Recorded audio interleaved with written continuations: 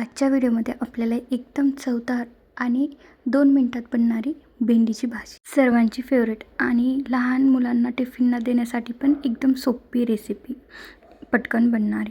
तर चला सुरू करूयात। सर्वात आधी एक कढाई घेऊन त्यामध्ये तेल ॲड करून त्याला थोडंसं गरम करावे व नंतर त्यामध्ये जिरे आणि मोहरी टाकावे व नंतर अद्रक लसूणची पेस्ट किंवा त्याला चॉप करून पण टाकलं ते चालेल।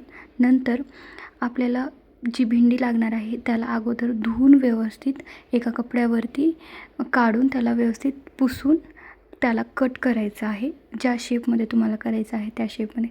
नंतर त्यामध्ये ते ॲड केल्यानंतर त्याला व्यवस्थित थोडंसं फ्राय करून घ्यावे व नंतर बेसिक मसाले ॲड करावे, लाल मिरची, हळदी आणि नंतर शेंगदाणा कूट हे टाकून मीठ ॲड करावे। मिक्स करून त्याला गरम होण्यास ठेवावे।